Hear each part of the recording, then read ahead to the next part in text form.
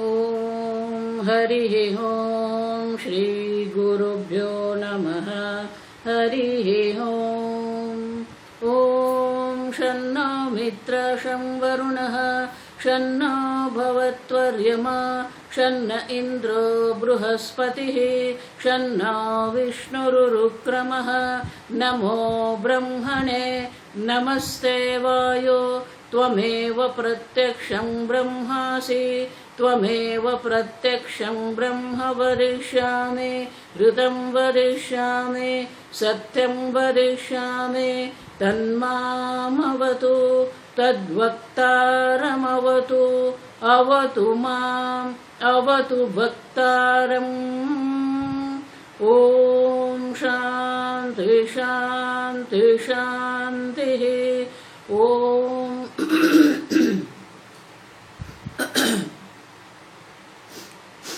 ॐ सहना भवतु सहनौ भुनक्तु सह वीर्यं करवावहै तेजस्विनावधीतमस्तु मा विद्विषावहै। ॐ शान्ति शान्ति शान्तिः। सदाशिवसमारम्भां शङ्कराचार्यमध्यमाम् अस्मदाचार्यपर्यन्तां वन्दे गुरुपरम्परां। श्रुतिस्मृतिपुराणानाम् आलयं करुणालयं नमामि भगवत्पादं शङ्करं लोकशङ्करं शङ्करं शङ्कराचार्यं केशवं बादरायणं सूत्रभाष्यकृतौ वन्दे भगवन्तौ पुनः पुनः। ईश्वरो गुरुरात्मेति मूर्तिभेदविभागिने व्योमवद्व्याप्तदेहाय दक्षिणामूर्तये नमः। निधये सर्वविद्यानां विषजे भवरोगिणां गुरवे सर्वलोकानां दक्षिणामूर्तये नमः। ॐ नमः प्रणवार्थाय शुद्धज्ञानैकमूर्तये निर्मलाय प्रशान्ताय दक्षिणामूर्तये नमः। ॐ नमः श्री शङ्करानन्द गुरुपादाम्बुजन्मने। ॐ नमः श्री शङ्करानन्द गुरुपादाम्बुजन्मने। सविलासमहामोहग्राहग्रसैककर्मणे सविलासमहामोहग्राहग्रसैककर्मणे।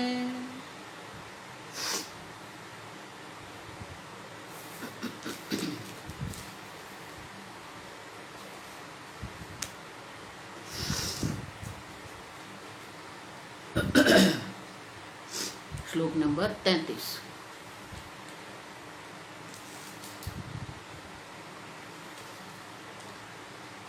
अविद्यावृतकूटस्थे देहद्वययुताचितिः शुक्तौ रूप्यवदध्यस्था विक्षेपाद्यस्य एव हि। 34। इदमंशश्च सत्यत्वं शुक्तिगं रूप्य ईक्षते स्वयं त्वं वस्तुता चैवं विक्षेपे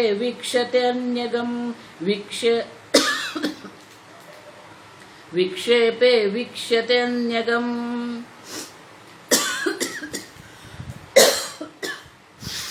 सॉरी।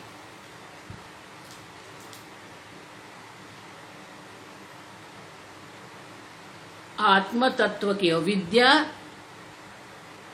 दो प्रकार से काम करती है, क्योंकि मनुष्य स्वसभान है। ये बहुत याद रखने की बात है कि मनुष्य स्वयं व्यक्तिगत रूप से सभान व्यक्ति है, पर्सनल अवेयरनेस है, और पर्सनल अवेयरनेस होने के कारण ही अग्रहण तो है ही, अविद्यावृत कूटस्थे, जो कूटस्थ चैतन्य जो है वो अविद्या से आवृत है, विद्या आवृत कूटस्थे। तो अग्रहण है वहां पर, आवृत होने के कारण जो चैतन्य का स्वरूप है वो आवृत हो गया है, वो ढक गया है। लेकिन स्वस्वभावता के कारण, अविद्या काम कर्म के कारण चिति ही देहद्वययुता चिति ही, ये जो चैतन्य स्वरूप आत्मा है उसने अपने को दो प्रकार के देह, स्थूल शरीर और सूक्ष्म शरीर के साथ जोड़ दिया है, युता। आप देखो तो इस प्रकार से जो वो नहीं है, जो आप नहीं है, उसको आपने आप मान लिया है। आप समझो, स्थूल देह आप नहीं है, सूक्ष्म देह आप नहीं है, लेकिन अविद्या के आवरण के कारण, अग्रहण के कारण और अग्रहण के साथ ये जो स्वस्वभानता है उसके कारण क्या हो गया, ये दोनों देह के साथ आपने अपने आप को जोड़ दिया है। स्थूल देह में अहम बुद्धि है, सूक्ष्म देह में अहम बुद्धि है। तो दृष्टांत के लिए कहते हैं, जिस प्रकार से सुक्तिका में, छीप में जिस प्रकार से रजत के अध्यास होता है, उसी प्रकार से विक्षेप अध्यास है। ये विक्षेप रूप अध्यास है, मात्र अग्रहण नहीं है। अग्रहण के कारण ये विक्षेप रूपी अध्यास भी देखने में आता है। और विक्षेप रूप जो अध्यास जो है वो क्या है, तो दर्शाते हैं 34वें श्लोक में, इदमंशश्च सत्यत्वम। जो कि बहुत सुंदर है, आप समझो ठीक से। आप आत्मा को बिल्कुल नहीं जानते हो तो कोई अध्यास की संभावना नहीं है। पूर्ण अंधकार है, रस्सी आपको दिखती नहीं है, तो सर्प का अध्यास संभव नहीं है। अगर रस्सी आपको दिख रही है, ये रस्सी है, ये ज्ञान अगर आपको है, तो भी सर्प के अध्यास की कोई संभावना नहीं है। अब देखो, और इसीलिए शास्त्र कहते हैं कि ये जो ज्ञान है उसमें दो बुद्धि है। देखो आगे हम देख के गए सब कि जो ज्ञान हमें हो रहा है वो ज्ञान में दो बात है, इदम अंश है। अब देखो, तो यहां विद्यारण्य मुनि कहते हैं इदम अंश सत्यत्वम। अब देखो, शुक्ति का जो है वहां जो इदम अंश जो है, जो इदम अंश है वो तो सत्य है, जो है पना है ना, सद्बुद्धि जिसको कहते हैं हम, तो सद्बुद्धि जो है वो तो सत्य है। लेकिन वो क्या है जब हम पूछते हैं तो क्या होता है, इदम अंशश्च सत्यत्वम शुक्तिगम। शुक्तिका में जो इदम अंश जो इसका है, अस्तित्व जो उनका है, वो सत्ता जो है, सद्बुद्धि जो है, वो सत्य है, वो है रूप्य ईक्षते। अब देखो, लेकिन जो शुक्तिका की सत्ता है, ठीक से समझना, शुक्तिका की जो सत्यता है, मानी शुक्तिका की जो सत्ता है, अस्तित्व जो है उनका, वो अस्तित्व आप किसको दे दिया आपने, रूप्य ईक्षते, रजत है। अब देखो, तो इदम अंश जो शुक्तिका का है, वो इदम अंश हमने वो रजत पर डाल दिया, रजत है। अब देखो, स्वयं तुम वस्तुता चैवम विक्षेप वीक्षते अन्यगम। स्वसभानता आपकी है और इसीलिए आप जानते हो मैं हूं। अब तो मैं हूं जब आप कहते हैं, तो मैं जो है वो चैतन्य है, हूं जो है वो सत्य है, सत्य है। तो सच्चित जो है वो तो आप जानते हो, लेकिन आपकी जो सत्ता है वो सत्ता को काल में आपने मर्यादित करके रख दी, मैं मर्त्य हूं। जो चित्त अंश है वो एक ही है, एक अद्वितीय चैतन्य, दूसरा होता नहीं है। चैतन्य एक ही होता है जो स्वतः सिद्ध स्व प्रकाश है। लेकिन वही चैतन्य को आपने क्या कर दिया, एक शरीर में मर्यादित, देशतः मर्यादित कर दिया। जो एक होता है, एक अद्वितीय होता है, उनको मर्यादित करने वाला कोई नहीं है, वो सर्वव्यापी चैतन्य है। आप समझो, आपकी सत्ता जो है वो नित्य सत्य है, सदैव सत्यम। आपकी सत्य सत्य है, निर्विकारी है, कालतः मर्यादित नहीं है, नित्य है। जो सत्य है वो नित्य है। आप समझो, काल की दृष्टि से उनको नित्य कहते हैं हम। तीनों काल में एक समान है, निर्विकारी है। लेकिन आप जो चैतन्य स्वरूप आत्मा है, वो चैतन्य को आपने एक स्थूल देह में मर्यादित करके रखा है। इसीलिए गीता में भगवान क्या कहते हैं, देशतः मर्यादा भी नहीं है, कालतः मर्यादा नहीं है। और इसलिए भगवान क्या कहते हैं, अविनाशी तु तद्विद्धि येन सर्वमिदं ततम। आप अविनाशी हो, आपका नाश संभव नहीं है, आप सत्य हो, नित्य हो, और आप जो है आपके द्वारा ही संपूर्ण जगत व्याप्त है। येन ततमिदं सर्वम, ततम व्याप्तम। अब समझ, तो आप काल में मर्यादित नहीं है, आप मर्त्य नहीं है, आप देश में मर्यादित नहीं है, आप सर्वव्यापी है। और इसीलिए कहते हैं विद्यान मुनि कि इदम अंश जो है, सत और चित जो है, वो आपको पता है, आप जानते हो उसे। और जब शुक्तिका में हम रजत देखते हैं, सिल्वर देखते हैं, तो शुक्तिका का जो अस्तित्व है वो किसका अस्तित्व बन गया, रजत का अस्तित्व बन गया। तो शुक्तिका का इदम अंश जो है वो रजत का इदम अंश बन गया। अब देखो, जिस प्रकार से मैं हूं जब आप कहते हैं, तो आपने अपने अस्तित्व को देह के साथ जोड़ दिया है, और इसलिए मैं हूं माने कि देह है, आपने अपनी सत्ता को देह में डाल के रखा है। और जब देह में आपने अपनी सत्ता को डाल के रखा है, तो क्या होगा, जब देह की सत्ता है तो मेरी सत्ता है, देह की सत्ता नहीं है, देह छूट गया, मर गया, मैं मर गया। अब देखो, तो आपने अपनी जो सत्य सत्ता है, वो सत्ता जो है, जो इदम अंश है, उसको आपने किसके ऊपर डाल के रखा है, देह के ऊपर डाल के रखा है। अब समझो, जिस प्रकार के सुक्तिका का इदम अंश जो है वो रजत क्या इदम अंश बन गया, उसी प्रकार से आत्मा की जो सत्ता है वो देह की सत्ता बन के रह गई। अब देखो, और इसलिए कहते हैं कि जिस प्रकार से जो शुक्तिका की जो सत्ता है वो सत्ता रजत की बन गई है, सत्यत्वम वस्तुता चैवम,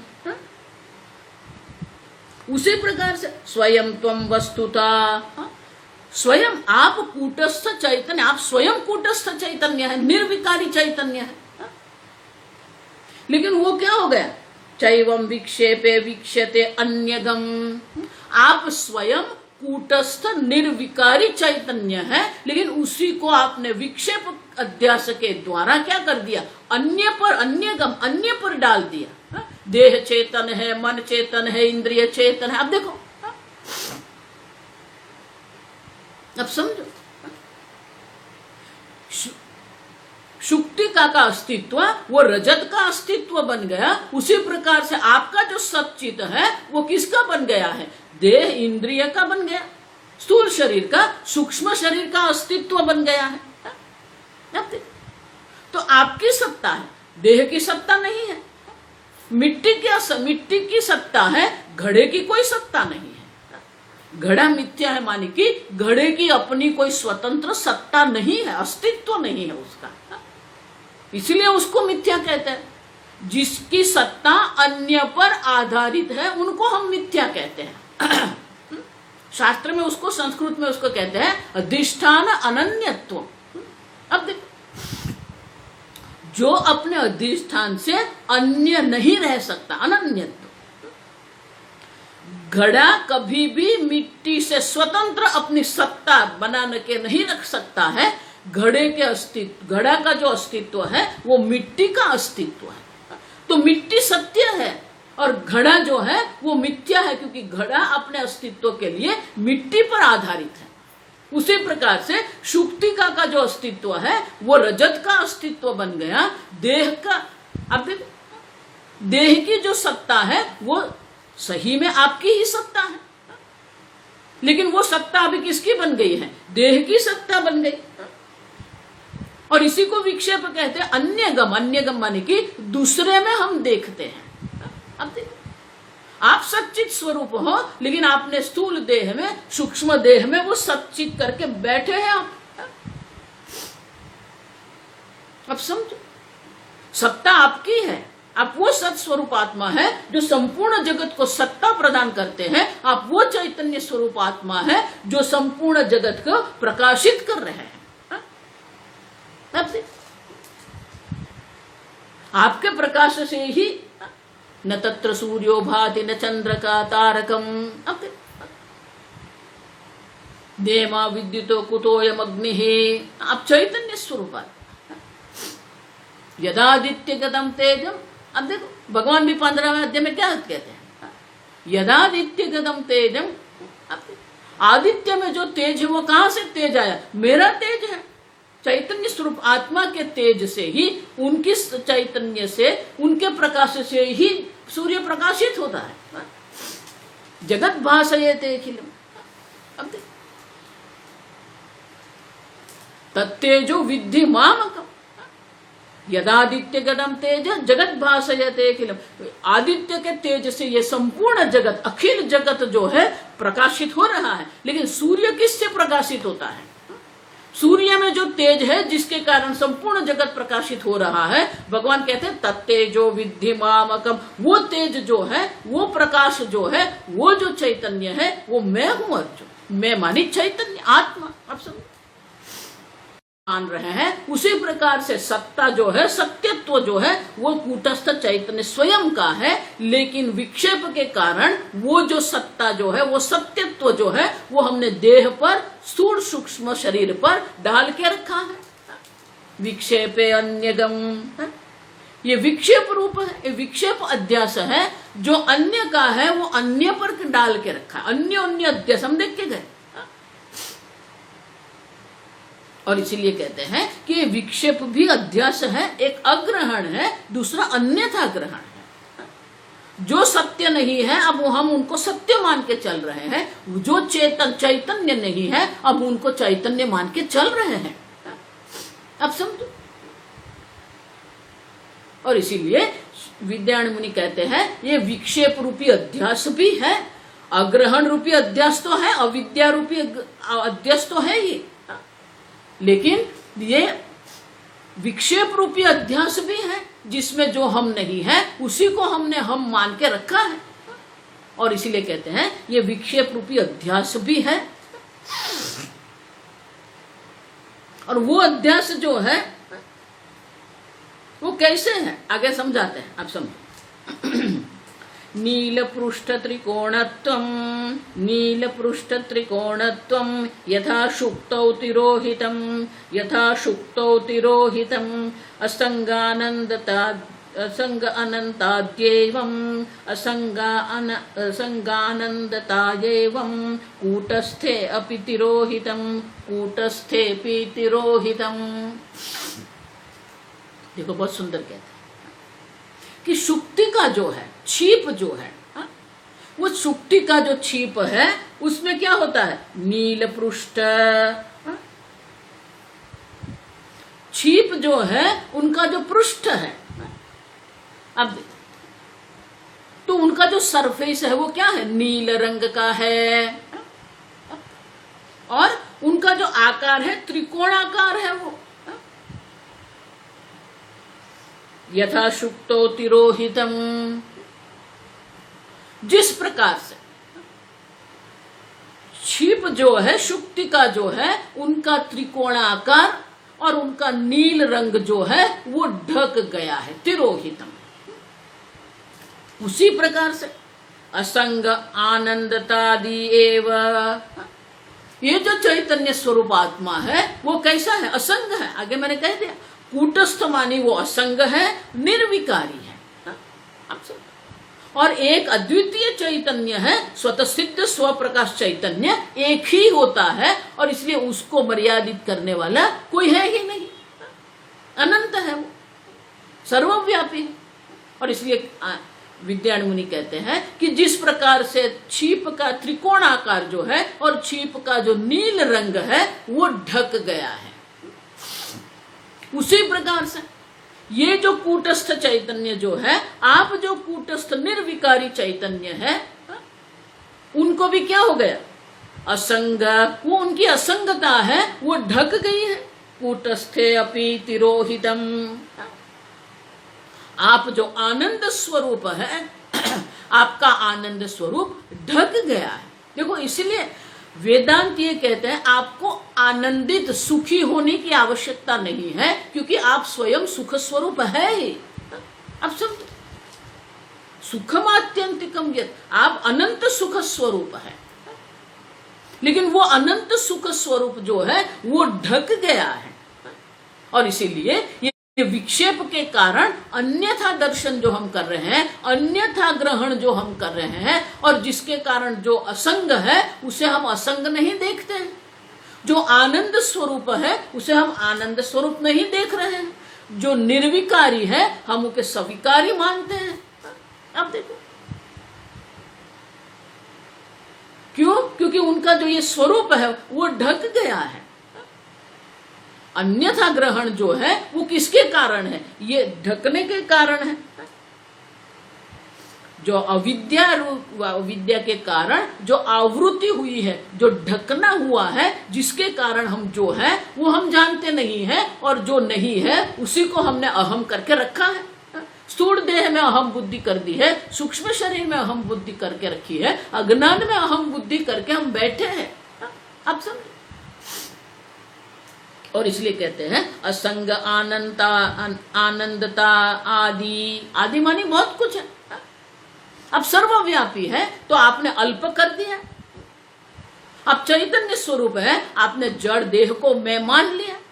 अब आप निर्विकारी है, फिर भी ये सविकारी देह को आप अहम मान के चल रहे हैं। अब समझो, आदि मानिए पूरा एक पूरी यादी है, यहाँ लिस्ट है पूरा। आप समझो, आप जो है वो आप जानते नहीं हो, और आप जो नहीं है उसी को आपने आप मान के आप चल रहे हो। इसीलिए भगवान कहते हैं अशोच्यानन्व शोचतम, जो नहीं है वो आप कर रहे हो अर्जुन, शोक करने योग्य है ही नहीं। आप समझो, देखो इसलिए वेदांत क्यों अलग है, अन्य सबसे वेदांत अलग क्यों है। आप किसी के पास जाएंगे वो क्या कहेंगे, हाँ ये ग्रह का आपको ग्रह है, हा? ये ग्रह नड़तर रूप है, ये ग्रह के कारण विघ्न आ रहे हैं, ये करेंगे तो ये ग्रह से आप छूटेंगे। माने कि वो पहले समस्या को स्वीकारते हैं और फिर समस्या के लिए आपको समाधान देते हैं।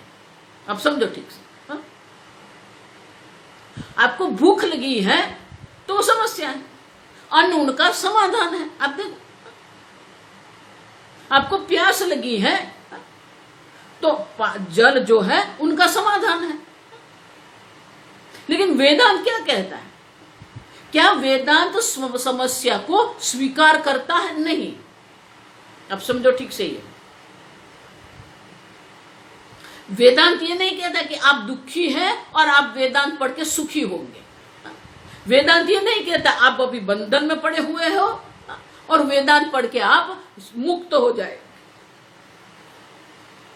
वेदांत ये नहीं कहता कि आप अभी संसारी हो और आप संसार से छूट जाए। अब समझो, ये नहीं है। आप भगवान ये नहीं कह रहे अशोच्यानन्व शोचस्तु। अर्जुन, शोक का कोई कारण ही नहीं है। जो शोक करने योग्य नहीं है उनके लिए तो अर्जुन शोक कर रहा है। अब देखो, तो भगवान सीधे सीधे ही ये समस्या को उड़ा देते हैं, समस्या है ही नहीं अर्जुन। जो शोक करने योग्य नहीं है उनके लिए तो शोक कर रहा है। माने कि आपका शोक करना जो है वो तर्कबद्ध नहीं है, योग्य नहीं है। और आप बात तो बहुत बड़ी बड़ी कर रहे हैं। अशोचनन्वशोतस्तम प्रज्ञावाजांश्च भासते, आप बोल रहे हैं तो पंडित की भाषा, प्रज्ञावान की भाषा बोल रहे हैं आप। लेकिन जो शोक करने योग्य है उनके लिए आप शोक भी कर रहे हो कि आपके अंदर ही ये विरोधाभास है। देखो पहले ही श्लोक में भगवान ने दर्शा दिया, अर्जुन आपकी सोच में गलती है, विरोधाभास है। देखो इसलिए मैं कहती हूं, जब तक आपके दृष्टि में, आपकी सोच में आपको कुछ गलत नहीं दिखेगा, अयोग्य नहीं दिखेगा, अतर्कबद्ध नहीं दिखेगा, तब तक वेदांत का आरंभ नहीं है। कई लोग ऐसे हैं जो वर्षों से वेदांत सुन रहे हैं, लेकिन अभी भी वो ये मानते कि मैं जो सोचता हूं वो ठीक है, मेरे जो राग द्वेष है वो ठीक है। सोचो, आप देखो, भगवान कहते हैं कि अर्जुन ये तेरे अंदर विरोधाभास है। क्यों? जो शोक करने योग्य है अयोग्य नहीं है उनके लिए तू शोक कर रहा है, और तेरी जो भाषा है वो कैसी है?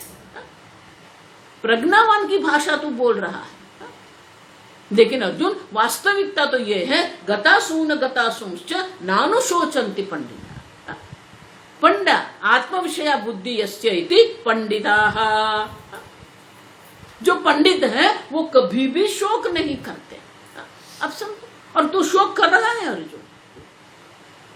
अब देखो, तो अर्जुन आपके अंदर ही ये विरोधाभास है। फिर भगवान तर्कबद्ध रूप से अर्जुन को समझाते हैं। अब समझो,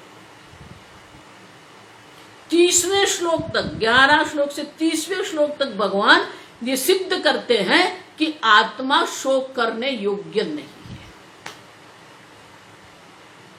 अगर आप मानते हो कि आपका जन्म होता है तो भी शोक करने योग्य नहीं। क्यों?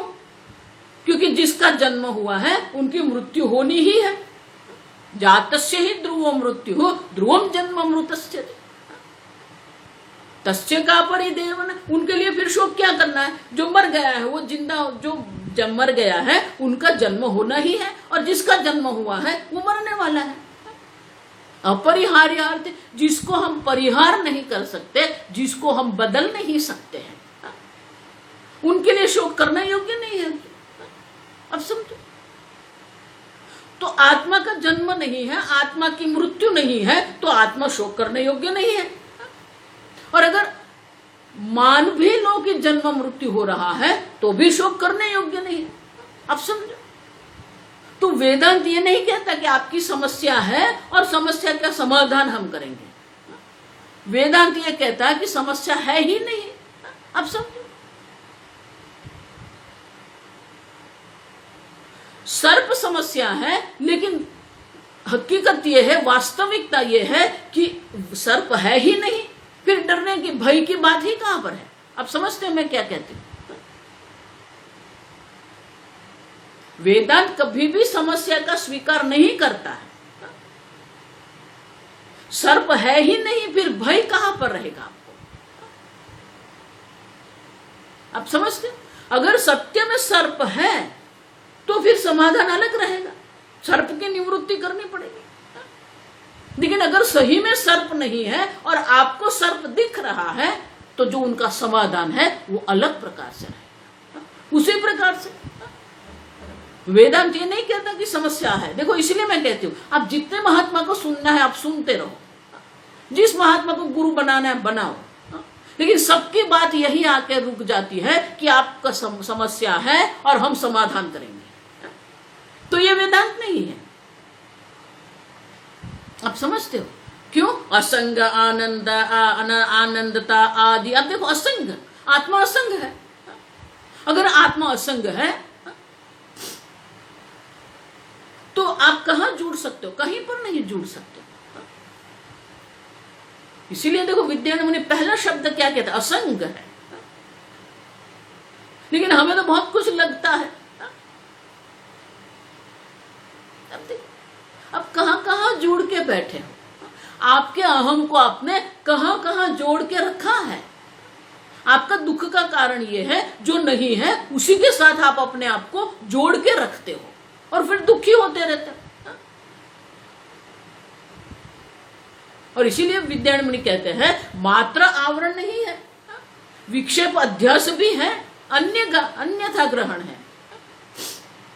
देखो सीधे सीधे अविद्या जो आवृत करने वाली जो आवरण शक्ति जो है अविद्या की, वो आपका दुख का कारण नहीं है।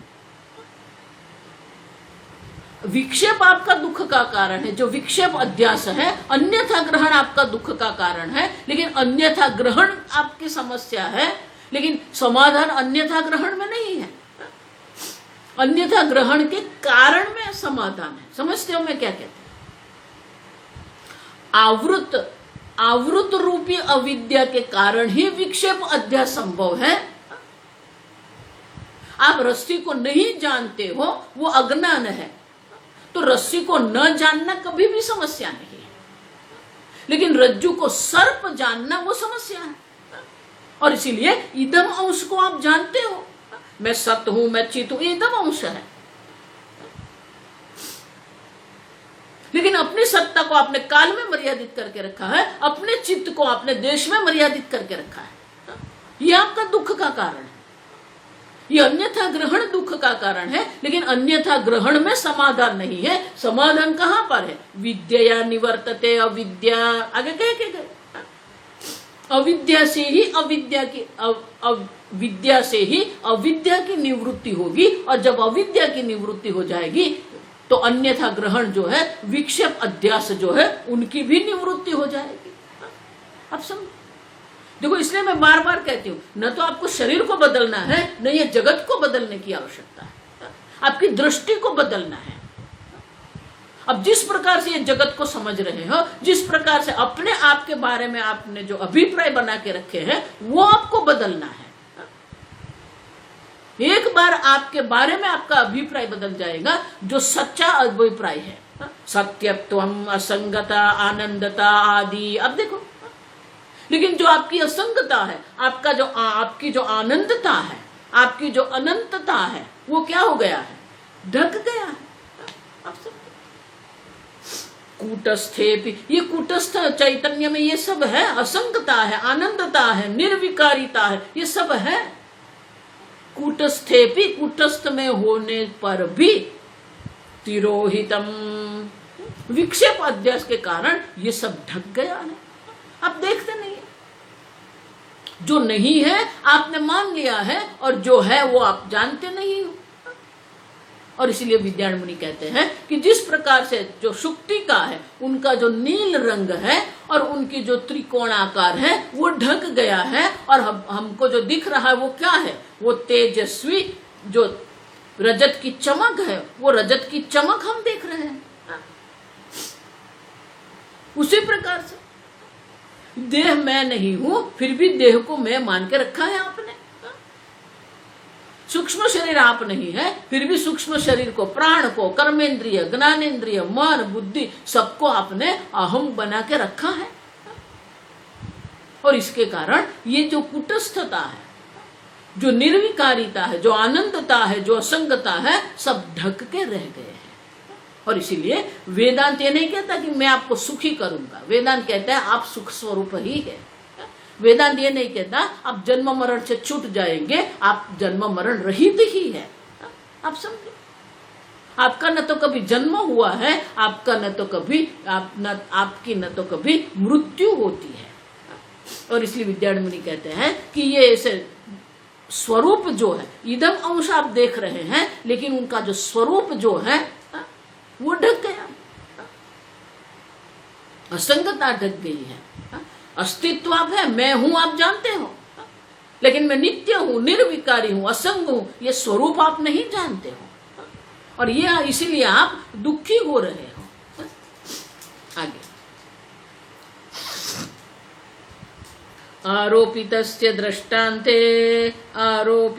दृष्टान्ते रूप्यं नाम यथा तथा, रूप्यं नाम यथा तथा कूटस्थाद्यस्त विक्षेप।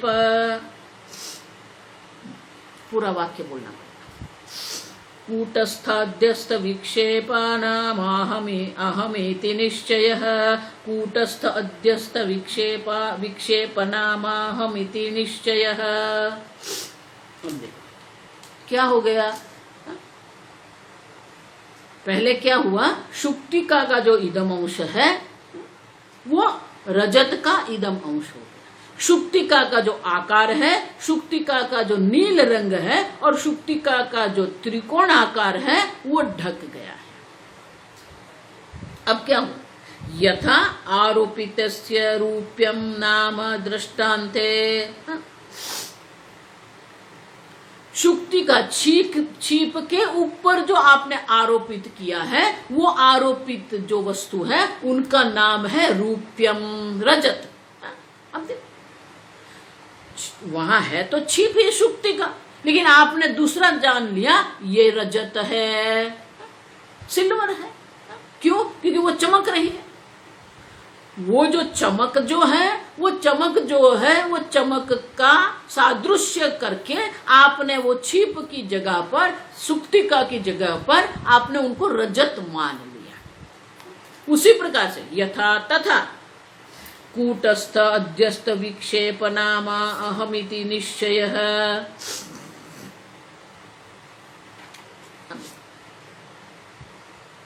कूटस्थ जो है, कूटस्थ चैतन्य पर अध्यस्त होने के कारण क्या हो गया? ये जो विक्षेप जो है, अन्यथा जो ग्रहण है उसमें क्या कर दिया? अहम नाम मैं कर दिया। आप देखो ये स्थूल देह जो है विषय है, आप उस दृश्य है, जड़ है, अनित्य है, विकारी है, उसमें आपने क्या करके रखा है? अहम नाम। जिस प्रकार के शुक्तिका में रजत नाम बन गया उसी प्रकार से ये जो अहम है उसमें देह नाम बन के रह गया। अब देखो अब विक्षेप करके बैठे हैं वहां पर। मैं देह हूं, मैं मन हूं, मैं प्राण हूं, नहीं है उसको अहम मान के अब बैठ गए। जिस प्रकार से शुक्तिका का नाम पड़ गया ये रजत है, उसी प्रकार से आप जो कूटस्थ चैतन्य है, आप आत्मा, निर्विकारी आत्मा है, उसका नाम बन गया मैं देह हूं। फिर मैं देह हूं से आप देखो ये जो दृष्टांत देते हैं ना वो बहुत सरल है, सीधा है, लेकिन यहां जो है वो इतना सरल नहीं है। रस्सी में सर्प दिख रहा है, प्रकाश कर दिया, रस्सी दिख गई, सर्प गया। इतना सरल यहां पर नहीं है। क्यों? क्योंकि एक अध्यास के बाद उसके ऊपर दूसरे भी अध्यास होते रहते हैं। मैं देह हूं, एक अध्यास है। एक बार आपने अपने आप को देह मान लिया, फिर क्या होता है? मैं मनुष्य हूं, मैं स्त्री हूं, मैं पुरुष हूं, मैं लंबा हूं, मैं मोटा हूं, मैं पतला हूं, मैं गोरा हूं, मैं काला हूं। अब देखो मैं युवान हूं, मैं वृद्ध हूं, अनेक है, आप समझो। मैं इंद्रिय हूं,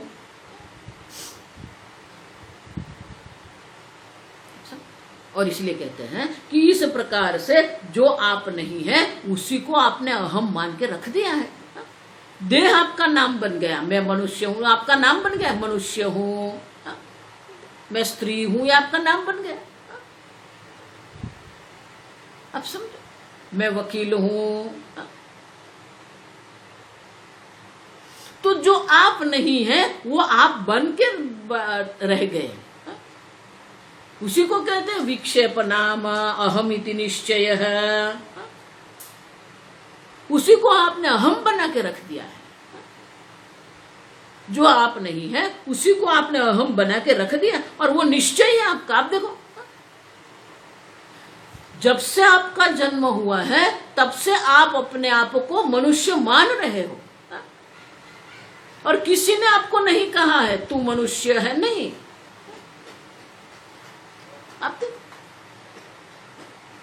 ये निश्चय है आपका, मैं मनुष्य हूं। देखो इसलिए आरंभ में मैंने कहा ना कि इतना सहज है। मैं मनुष्य हूं, मैं स्त्री हूं, मैं पुरुष हूं, मैं माता हूं, मैं पिता हूं। ये इतना सहज हमारे लिए बन गया है कि उनके ऊपर तो हम कभी भी कोई प्रश्न नहीं उठाते।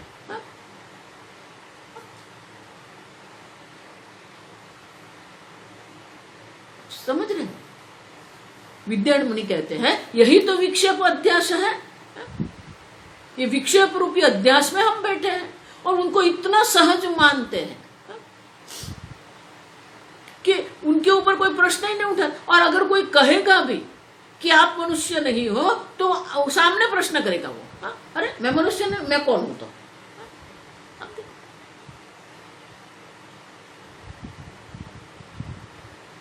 और इसीलिए ये विक्षेप अध्यास जो है उसी में अहम निश्चय है, उसमें ही हम अहम बुद्धि करके बैठे और इतना दृढ़ है। हमारा देहाध्यास जिसको हम कहते हैं वो देहाध्यास इतना दृढ़ है कि हम मानने को तैयार नहीं कि मैं देह नहीं हूं। और अगर मान भी लिया, देखो इसीलिए श्रद्धा की व्याख्या क्या है? श्रद्धा मानी ये नहीं कि आप भगवान को मानते, ये श्रद्धा नहीं है, आप समझो।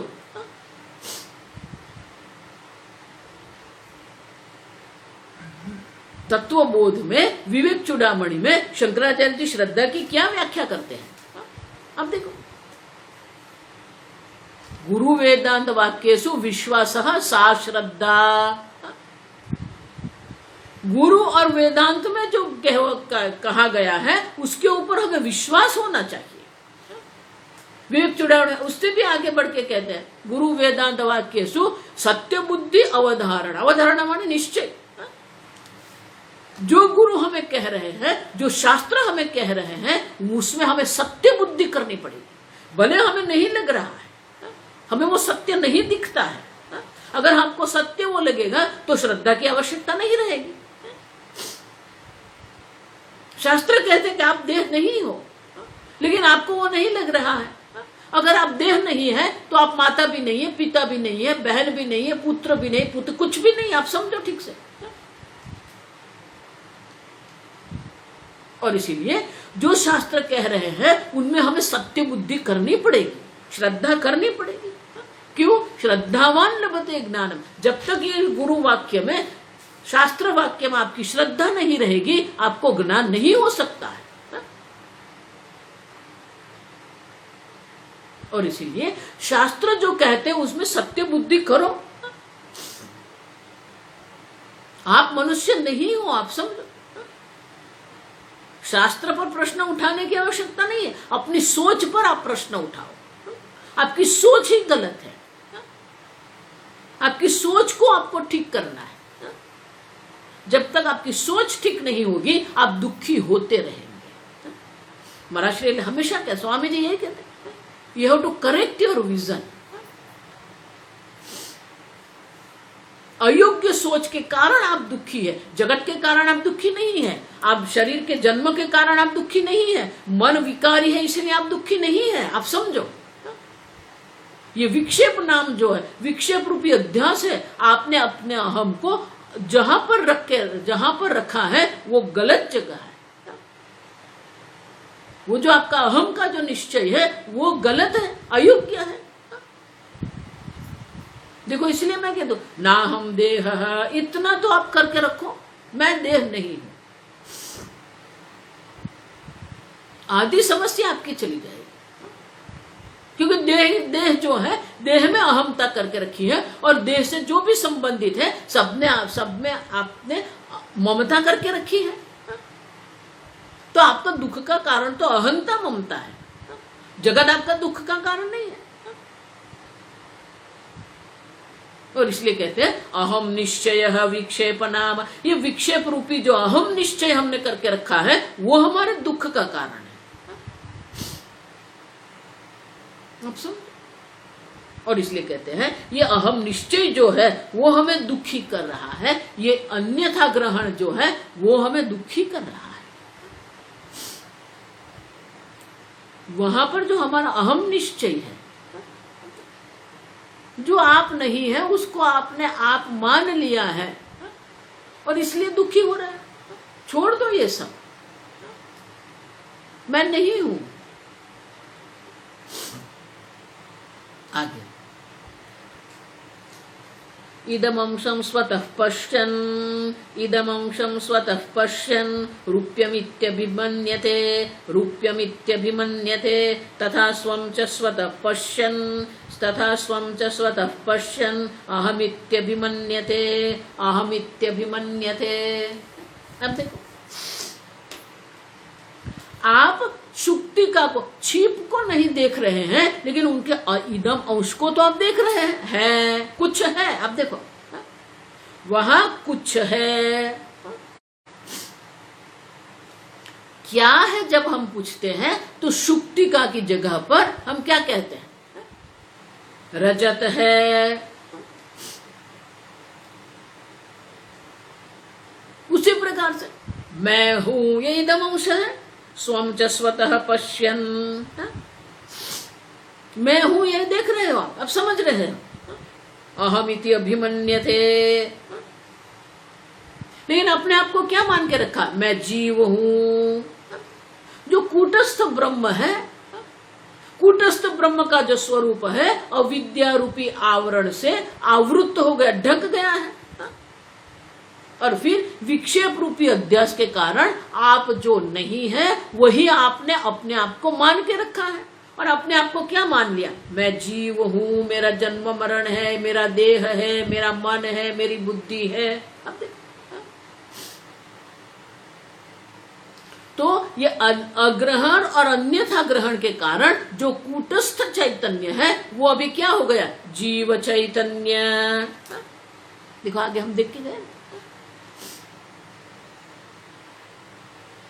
4 प्रकार के चित चतुर्विधा, ये चैतन्य 4 प्रकार के बन गए। कूटस्थ ब्रह्म जीव ईश्वर। तो अज्ञान के कारण और अन्यथा ग्रहण के कारण जो कूटस्थ ब्रह्म है वो क्या बन के रह गया? जीव बन के रह गया। जिस प्रकार से शुक्ति का जो है वो रजत बन गई, उसी प्रकार से आप जो कूटस्थ ब्रह्म है, असंग ब्रह्म स्वरूप है, वो अभी जीव बन के रह गया। मेरा जन्म है, मेरा मरण है, मेरा देह है, मेरा परिवार है, मेरा ज्ञान है, मेरा व्यापार है। देखो ये बहुत समझने की बात, बहुत कुछ हम छोड़ नहीं सकते। ये लोग शिक्षक जो होते हैं ना, वो घर में भी शिक्षक बन के ही आते हैं, माता पिता बन के नहीं आते हैं। बच्चे के साथ भी वही करते वो लोग। नहीं, आप पिता है, आप पिता के रूप में आए, शिक्षक के रूप में नहीं। व्यापार है आपका, लेकिन आप व्यापार का वही हो गया, छोड़ दो व्यापार को, नहीं छोड़ सकते वो लोग। बच्चे दुकान संभाल रहे हैं तो बच्चे को दुकान संभालने दो, लेकिन वो भी जाएगा दुकान में, बैठेगा वहां पर और कच कच करता रहेगा। हम देखो, अपना भी दिमाग बिगाड़ता है और बच्चे का दिमाग को भी चाटता है, नहीं छूटता। छोड़ दो। जब हमारा स्वास्थ्य ठीक नहीं है, हमारा वही हो गया है, तो व्यापार हम नहीं छोड़ सकते हैं। कई लोगों को मैंने देखा है, छोड़ दो उसको, नहीं छोड़ो, नहीं छोड़ो, ठीक है, पकड़ो। बहुत कुछ करना है, सिर्फ ये व्यापार है या इतना ही नहीं है हमारा जीवन। हमारे जीवन में हम बहुत कुछ कर सकते हैं। शास्त्र अध्ययन करो, भक्ति करो, जप करो, तप करो, बहुत कुछ कर सकते हैं, लेकिन वो करने को तैयार नहीं है क्योंकि बहिर्मुखता है। ये नहीं छूटता है क्योंकि वो हमने इसलिए पकड़ के रखा है क्योंकि उसी को हम सुरक्षा मानते हैं। ये सुरक्षा नहीं है, आप समझो ठीक से, ये आपकी सुरक्षा नहीं है।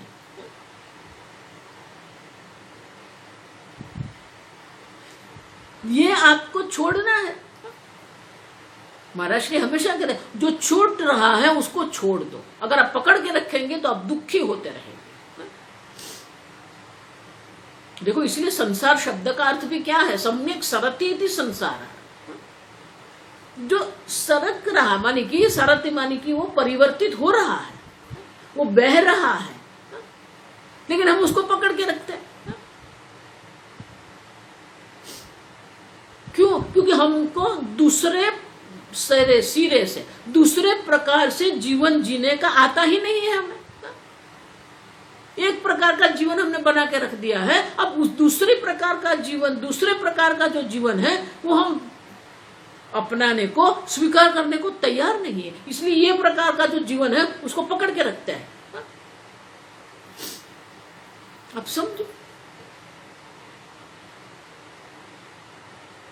एक दादा को मैं जानती हूं, आप मानेंगे नहीं, वो 70 साल से 70 साल से वो वकील है, लेकिन वो छोड़ नहीं सकते अपनी वकीलात। अरे छोड़ दो, वो बड़े बड़े मंदिर में ट्रस्टी है, लेकिन वो मंदिर में पूजा पाठ करने को नहीं जाएंगे, वो वकीलात करने जाएंगे। अब देखो क्यों, अब समझो आप क्या कर रहे हो। छोड़ दो, नहीं छूटता है, स्थान नहीं छूटता है, कर्म नहीं छूटता है, और आप सोच रहे हैं मैं सुखी हो जाऊं, कभी नहीं सुखी होंगे आप। और इसीलिए कहते हैं कि जो असंग आनंद स्वरूप कूटस्थ चैतन्य है, उसी में जो अहम बुद्धि है, उसकी जगह पर देह में, प्राण में, ज्ञान में अहम बुद्धि करके आप बैठे हैं और आप दुखी हो रहे हैं। उसी में आप अहम निश्चय करके बैठे हैं, स्वयं च स्वतः पश्यन् अहम् इति अभिमन्यते। देह को आप देख रहे हैं, देह जो है वो दृश्य है, जड़ है, अनित्य है, वो आप नहीं है। फिर भी आपने उसको अहम मान के रखा है और उसी को अहम मान के आप सुखी दुखी हो रहे हो। अहम इति अभिमन्यते, उसमें अब अहम मान के आपने रखा है उसको, और उसी वो जो अहम बुद्धि करके बैठा है वो कूटस्थ, जो ब्रह्म कूटस्थ चैतन्य है, वो अभी जीव चैतन्य बन के रह गया। और इसीलिए सुख दुख का कारण ये देह नहीं है, देह में जो अहम बुद्धि है वो आपका दुख का कारण है। सूक्ष्म शरीर जो है वो आपका दुख का कारण नहीं है, उसमें जो अहम बुद्धि करके आप बैठे हैं वो आपका दुख का कारण। और इसीलिए कहते हैं अहम इति अभिमन्यते, उसी को मैं अहम मान के हम बैठे हैं। मैं जीव हूं, आप देखो। और इसीलिए इदम अंश जो है, इदम अंश में हमने जो इदम अंश नहीं है उसका ही हमने अध्यास करके रखा, विक्षेप अध्यास करके रखा है। वो विक्षेप अध्यास ही हमारे दुख का कारण है। आगे हम कल देखेंगे। ओम स्वस्ति प्रजाभ्यः परिपालयन्ताम् न्यायेन मार्गेण महीं महिषाः गोब्राह्मणेभ्यः शुभमस्तु नित्यं लोकाः समस्ताः सुखिनो भवन्तु काले वर्षतु पर्जन्यः पृथिवी सस्यशालिनी देशोऽयं क्षोभरहितः ब्राह्मणाः सन्तु निर्भयाः ओम सर्वेषां स्वस्तिर्भवतु सर्वेषां शान्तिर्भवतु सर्वेषां पूर्णं भवतु सर्वेषां मङ्गलं भवतु सर्वे भवन्तु सुखिनः सर्वे सन्तु निरामयाः सर्वे भद्राणि पश्यन्तु मा कश्चित् दुःखभाग् भवेत् असतो मा सद्गमय तमसो मा ज्योतिर्गमय मृत्योर्मा अमृतंगमय। ओम पूर्णमदः पूर्णमिदं पूर्णात् पूर्णमुदच्यते पूर्णस्य पूर्णमादाय पूर्णमेवावशिष्यते। ओम शांति शांति शांतिः। हरिः ओम श्री गुरुभ्यो नमः। हरिः ओम।